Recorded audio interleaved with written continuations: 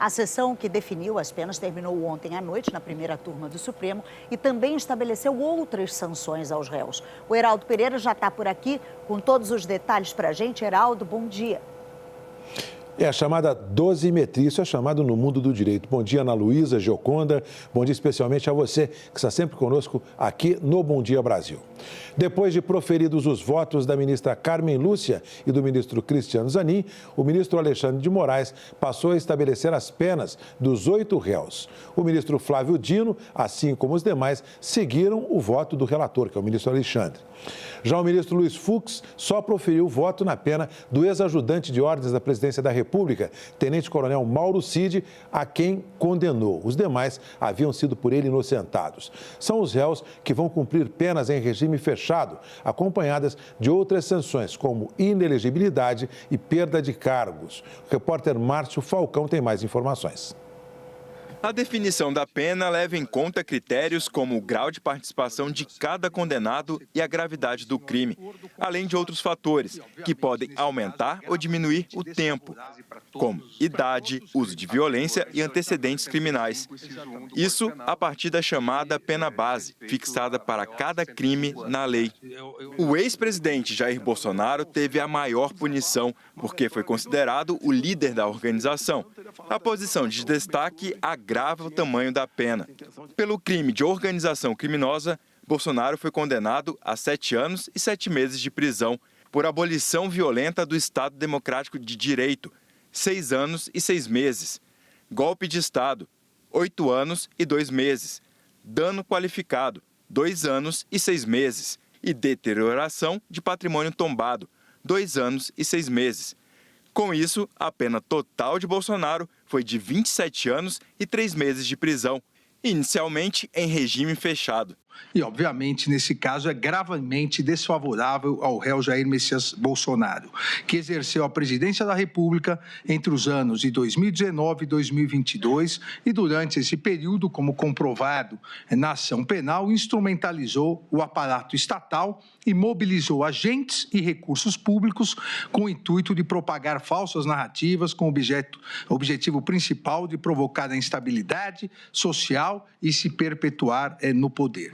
Depositário da confiança do eleitorado, agiu dolosamente de forma a induzir a população em erro, notadamente no ponto relacionado à integridade dos sistemas de votação e às urnas eletrônicas, bem como incitar a população contra o Poder Judiciário. O que se viu durante 4 anos do mandato foi a implementação de uma organização criminosa, tendo como líder o réu Jair Messias Bolsonaro, com o intuito de colocar em prática o plano de ruptura institucional com um golpe de Estado e o fim do Estado democrático de direito. Totalizando a pena privativa de liberdade, definitivamente, em 27 anos e 3 meses, sendo 24 anos e 9 meses de reclusão e 2 anos e 6 meses de detenção, aplicando o regime inicial fechado para o início do cumprimento da pena do ora condenado na forma do artigo 33 do Código Penal. Relator, o ministro Alexandre de Moraes, afirmou que as penas do núcleo crucial da trama golpista foram divididas em 3 grupos,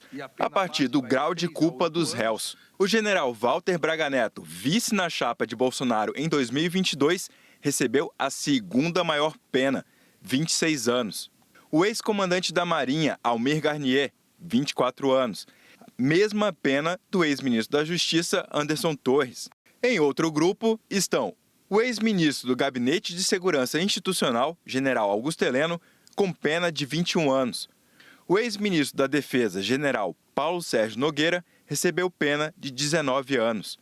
E o ex-chefe da Agência Brasileira de Inteligência, Alexandre Ramagem, foi condenado a 16 anos, 1 mês e 15 dias de prisão.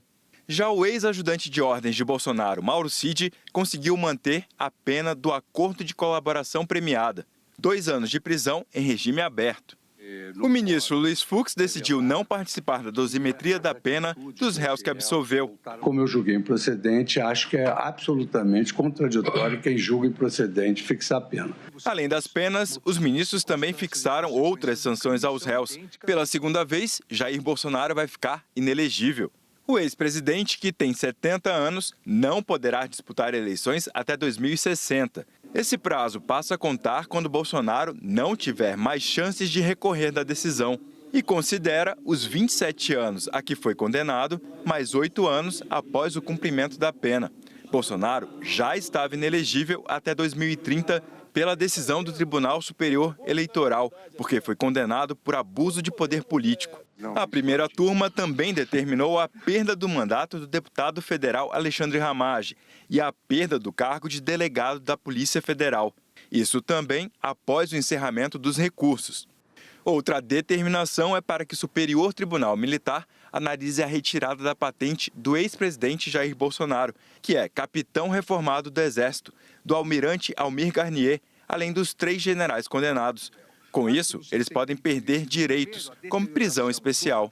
Após ser publicada a decisão, os advogados terão 5 dias para apresentar os chamados embargos de declaração.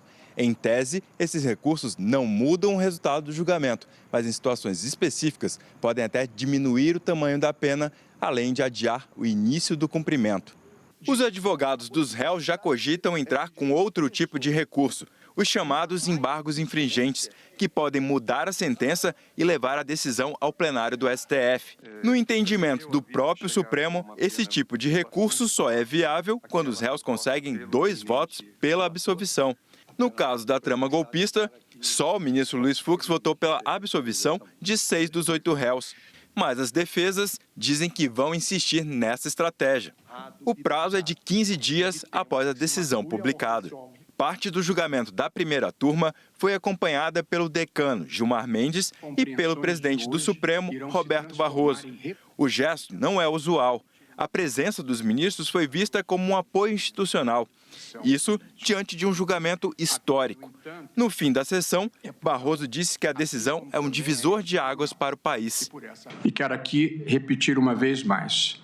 Tratou-se de um julgamento público, transparente, com devido processo legal, baseado em provas as mais diversas, vídeos, textos, mensagens, confissões. As compreensões contrárias fazem parte da vida, mas só o desconhecimento profundo dos fatos ou uma motivação descolada da realidade encontrará neste julgamento algum tipo de perseguição política. A vida, no entanto, é plural, assim como também é este tribunal. E por essa razão não quero deixar de manifestar respeito e compreensão pela posição divergente. Pensamento único só existe nas ditaduras. Em nota, a defesa do ex-presidente da República, Jair Bolsonaro, afirmou que recebe a decisão da primeira turma do Supremo Tribunal Federal com respeito. Porém, manifestou profunda discordância e indignação com os termos da decisão majoritária. Que os advogados vão continuar a sustentar que o ex-presidente não atentou contra o Estado democrático, jamais participou de qualquer plano e muito menos dos atos ocorridos em 8 de janeiro em Brasília. A defesa afirmou ainda que continua entendendo que o ex-presidente deveria ter sido julgado pela primeira instância ou pelo pleno do STF. E que, com todo respeito, considera que a falta de tempo hábil para analisar a prova impediu a defesa de forma definitiva. A defesa entende que as penas fixadas são absurdamente excessivas e desproporcionais. E após analisar os termos do acórdão, que é o julgado, ajuizará os recursos cabíveis, inclusive no âmbito internacional.